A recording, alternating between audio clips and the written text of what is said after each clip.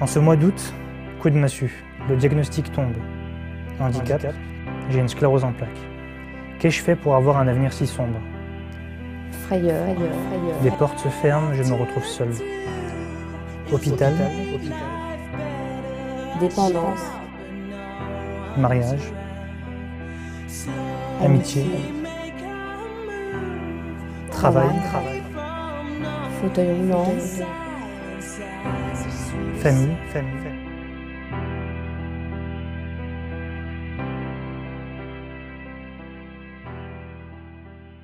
Le premier jour où on m'a diagnostiqué que j'étais malade, on ne m'a pas dit que j'avais la sclérose en plaques. On m'a annoncé déjà d'une part une inflammation de la moelle épinière.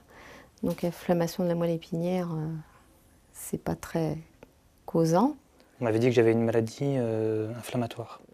En sortant de l'hôpital, je suis allée sur Internet et quand on consulte inflammation de la moelle épinière égale sclérose en plaques et sclérose en plaques égale handicap majeur, quoi. L'annonce d'un diagnostic de sclérose en plaques est un moment traumatisant dans la vie de tous les patients qui ont une sclérose en plaques. Pourquoi c'est un moment traumatisant?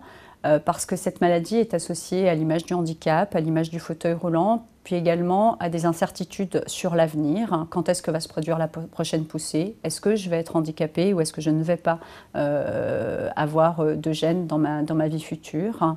Et c'est un diagnostic qui se pose souvent à un moment où les personnes sont jeunes et à un moment où elles sont en train de construire leur vie personnelle et leur vie professionnelle.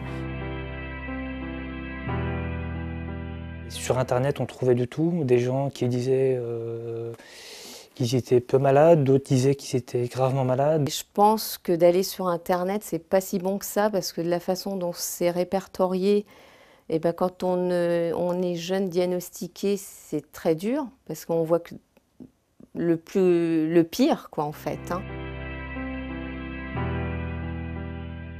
Alors, une école de la sclérose en plaques, c'est un lieu où les gens, les malades, leurs accompagnants, vont venir apprendre des choses concernant leur maladie, concernant la vie au quotidien, concernant leur avenir. L'originalité, effectivement, c'est de pouvoir tenir un langage clair et précis et avec une bonne information auprès des personnes récemment diagnostiquées.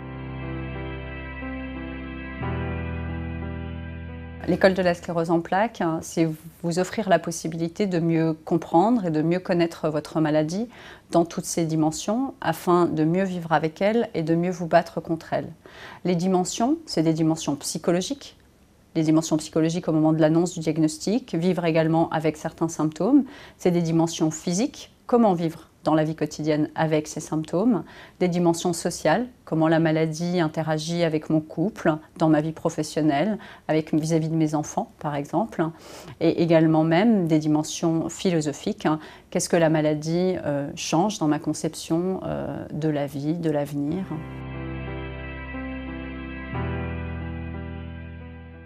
Alors, comme toute école, elle a pour objectif de développer les compétences des élèves, des malades, allons-nous dire, de leurs accompagnants, pour les rendre le plus possible autonomes face à la maladie. Il est important que nous donnions à notre auditoire des conférences de qualité faites par des médecins qui sont au top de l'information concernant la maladie. L'école de la sclérose en plaques a le soutien de notre réseau régional.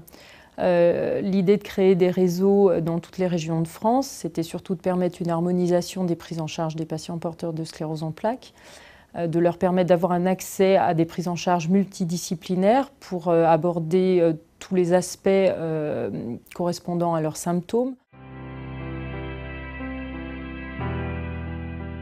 Nous souhaitons que les élèves s'engagent à venir, à assister aux 4 séances, afin qu'ils puissent appréhender dans sa globalité tout le processus d'apprentissage. L'école de la CEP, c'est effectivement un endroit où les personnes écoutent. Elles pourront poser des questions par écrit et on répondra à leurs questions par la suite de façon à leur donner une information claire et précise. mais ça n'est pas effectivement un lieu où les personnes pourront échanger pour faire part de leurs émotions ou de leur vécu.